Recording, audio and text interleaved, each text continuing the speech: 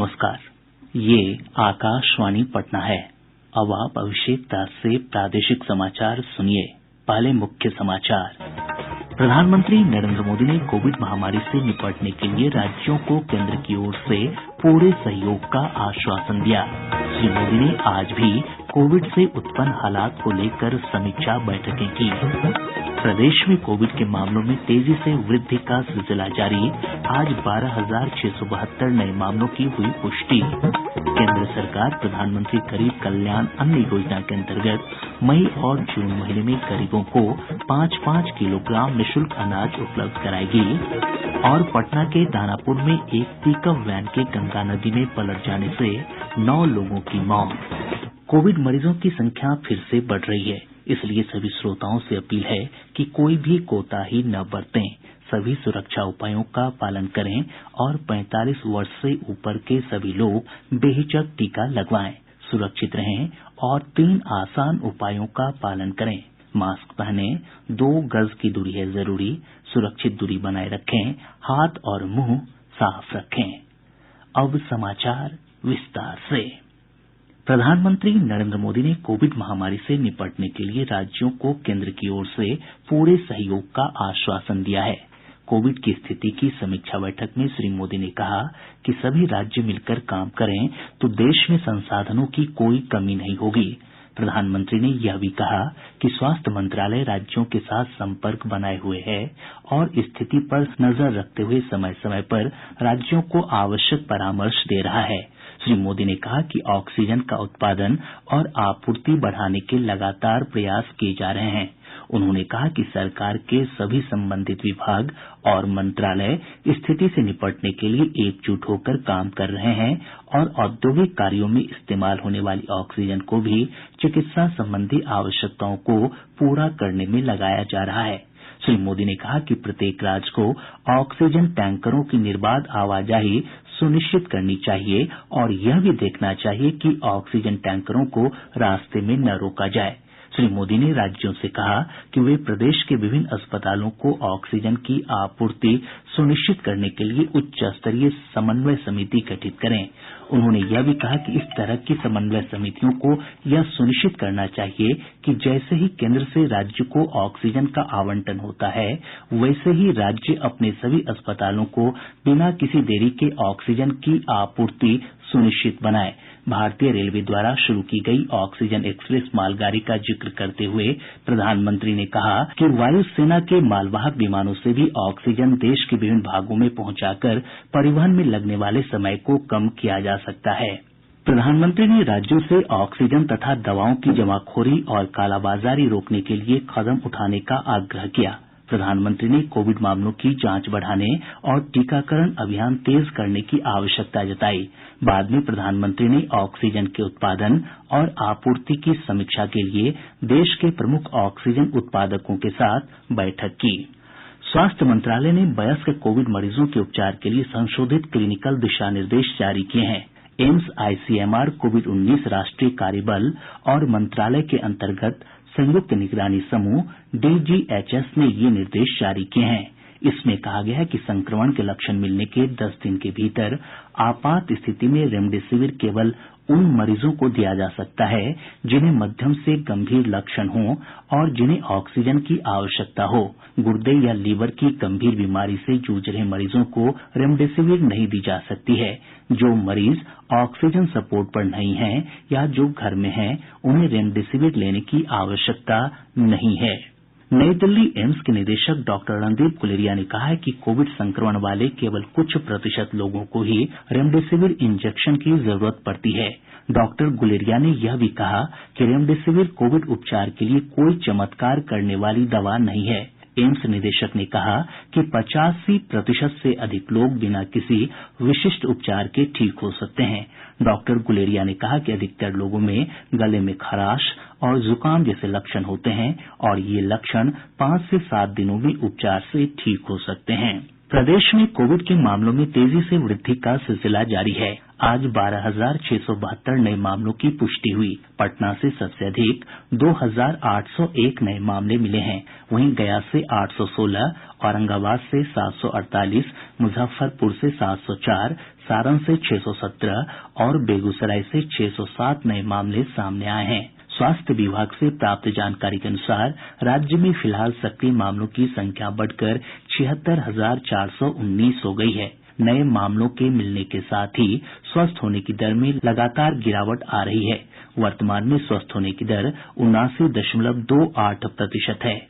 वहीं पिछले 24 घंटों में 54 लोगों की मौत के साथ ही कोविड से मरने वालों का आंकड़ा बढ़कर 2010 हो गया है।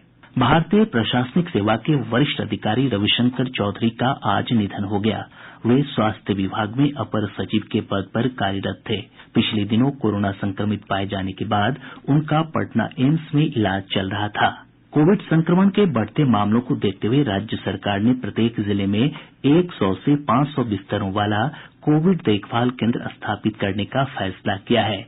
स्वास्थ्य विभाग के प्रधान सचिव प्रत्यय अमृत ने बताया कि इन केंद्रों में ऑक्सीजन की सुविधा उपलब्ध रहेगी।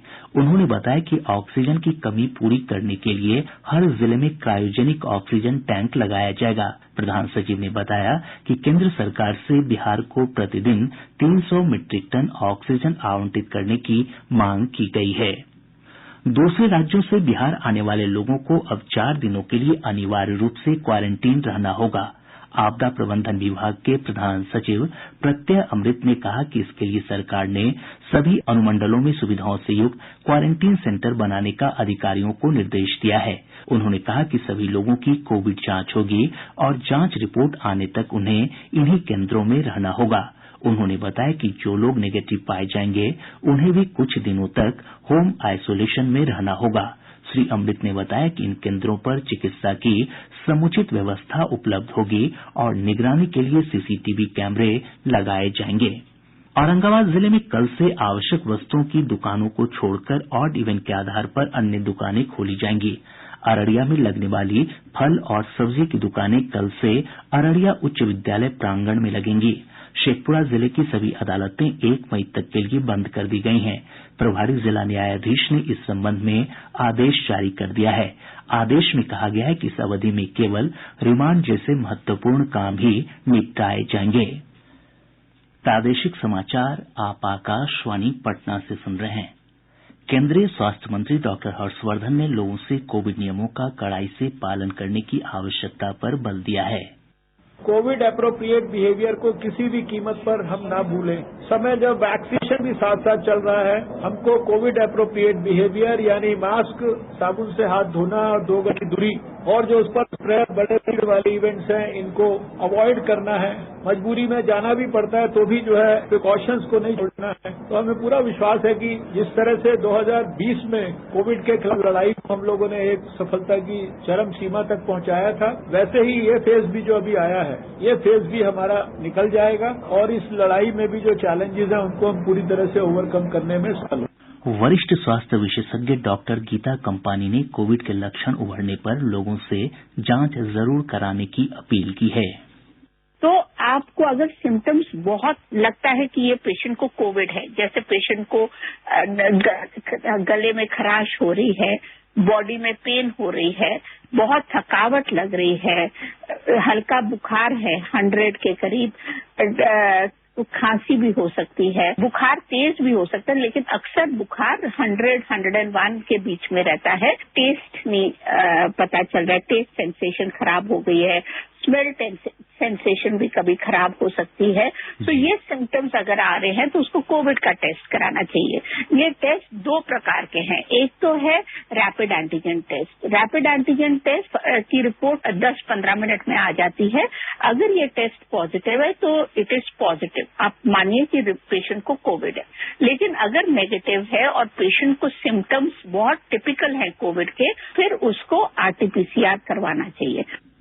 18 वर्ष से अधिक आयु वाले लोगों को कोविड टीका लगाने के लिए पंजीकरण का काम 28 अप्रैल से शुरू होगा। स्वास्थ्य मंत्रालय ने कहा कि बिना पंजीकरण के टीका नहीं दिया जाएगा। गौरतलब है कि देश भर में 1 मई से 18 वर्ष से अधिक उम्र के सभी लोगों का टीकाकरण किया जाएगा। सभी पात्र लोग कोविन पोर्टल cowin.gov.in या आरोग्य सेतु ऐप पर पंजीकरण करा सकते हैं। इधर राज्य सरकार ने कहा है कि 1 मई से शुरू हो रहे टीकाकरण के तीसरे चरण को लेकर तैयारियों को अंतिम रूप दिया जा रहा है।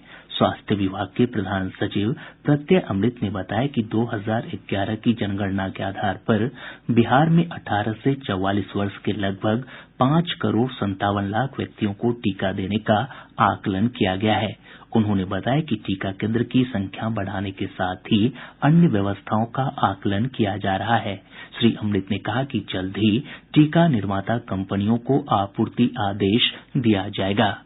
केंद्र सरकार ने सोशल मीडिया पर चल रहे उन दावों को खारिज किया है जिसमें कहा गया है कि नींबू और मीठा सोडा खाने तथा कच्चे प्याज के साथ सेंधा नमक के सेवन से कोविड के मरीज ठीक हो सकते हैं। सरकार ने स्पष्ट किया है कि इसका वास्तविकता से कोई लेना देना नहीं है और ऐसे संदेशों पर विश्वास नहीं करना चाहिए। केंद्र सरकार प्रधानमंत्री गरीब कल्याण अन्न योजना के अंतर्गत अगले 2 महीने तक गरीबों को निःशुल्क अनाज उपलब्ध कराएगी। इस योजना के तहत मई और जून में प्रतिमाह प्रत्येक व्यक्ति को 5-5 किलोग्राम खाद्यान्न दिया जाएगा। सरकार ने राष्ट्रीय खाद्य सुरक्षा अधिनियम के अंतर्गत चिन्हित किए गए लगभग 80 करोड़ लाभार्थियों के लिए निःशुल्क अनाज वितरण का फैसला किया है।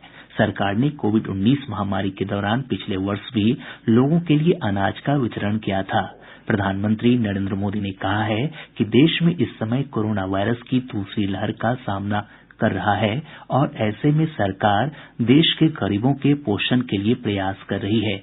उन्होंने कहा कि सरकार इसके लिए 26,000 करोड़ रुपए से अधिक की राशि खर्च करेगी। श्रम संसाधन मंत्री जीवेश कुमार ने कहा है कि बिहार लौटे प्रवासी कामगारों को सरकार रोजगार उपलब्ध कराने के लिए प्रतिबद्ध है। पटना में संवाददाताओं से बातचीत में उन्होंने कहा कि श्रम विभाग की वेबसाइट bocw.bihar.gov.in पर निबंधन कराकर श्रमिक सरकार की योजनाओं और रोजगार संबंधी लाभ ले सकते हैं। उन्होंने बताया कि इसके लिए टोल फ्री नम्बर 1800345613 पर भी संपर्क किया जा सकता है। पटना जिले के अकीलपुर थाना क्षेत्र में एक पिकअप वैन के गंगा नदी में पलट जाने से 9 लोगों की मौत हो गई। पुलिस ने बताया कि दानापुर पीपा पुल पर वैन अनियंत्रित होकर नदी में गिर गया, जिसमें 9 लोगों की मौत हो गई। ड्राइवर और एक अन्य व्यक्ति तैरकर बाहर निकल गए। सभी मृतक एक ही परिवार के बताए जाते हैं। मुख्यमंत्री नीतीश कुमार ने इस घटना पर गहरा दुख व्यक्त करते हुए सभी मृतक के आश्रितों को 4-4 लाख रुपए अनुग्रह अनुदान देने का आदेश दिया है। इधर आपदा प्रबंधन विभाग ने इस हादसे की जांच के लिए 3 सदस्यों की टीम का गठन किया है, जो 24 घंटे के अंदर अपनी रिपोर्ट देगी। बिहार भाजपा के 2 नेताओं को पार्टी में अन्य पिछड़ा वर्ग मोर्चा का राष्ट्रीय पदाधिकारी बनाया गया है। मुजफ्फरपुर के सांसद अजय निषाद को राष्ट्रीय उपाध्यक्ष बनाया गया है, जबकि प्रदेश प्रवक्ता डॉक्टर निखिल आनंद को राष्ट्रीय महामंत्री की जिम्मेदारी दी गई है। कटिहार नगर थाना क्षेत्र अंतर्गत विनोदपुर स्थित पावर हाउस में आज आग लग गई। हमारे संवाददाता ने बताया कि पूरा पावर हाउस जलकर नष्ट हो गया। 8 ट्रांसफार्मर पूरी तरह क्षतिग्रस्त हो गए। अग्निशमन दस्ते की कई गाड़ियों की मदद से आग पर काबू पाया गया। जिलाधिकारी ने बताया कि शॉर्ट सर्किट के कारण ये दुर्घटना हुई। बेगूसराय जिले के गढ़पुरा थाना क्षेत्र के राहुल नगर बहियार में पानी भरे गड्ढे में डूबने से 2 बच्चों की मौत हो गई। गोपालगंज जिले के मथौली गांव में गैस सिलेंडर में हुए विस्फोट के कारण 3 लोग गंभीर रूप से झुलस गए, जिनमें 2 को बेहतर इलाज के लिए गोरखपुर भेजा गया है। और अब अंत में मुख्य समाचार एक बार फिर। प्रधानमंत्री नरेंद्र मोदी ने कोविड महामारी से निपटने के लिए राज्यों को केंद्र की ओर से पूरे सहयोग का आश्वासन दिया। श्री मोदी ने आज भी कोविड से उत्पन्न हालात को लेकर समीक्षा बैठकें की। प्रदेश में कोविड के मामलों में तेजी से वृद्धि का सिलसिला जारी। आज 12,672 नए मामलों की हुई पुष्टि। केंद्र सरकार प्रधानमंत्री गरीब कल्याण अन्न योजना के अंतर्गत मई और जून महीने में गरीबों को 5-5 किलोग्राम निःशुल्क अनाज उपलब्ध कराएगी। और पटना के दानापुर में एक पिकअप वैन के गंगा नदी में पलट जाने से 9 लोगों की मौत। इसके साथ ही आकाशवाणी पटना से प्रसारित प्रादेशिक समाचार का ये अंक समाप्त हुआ।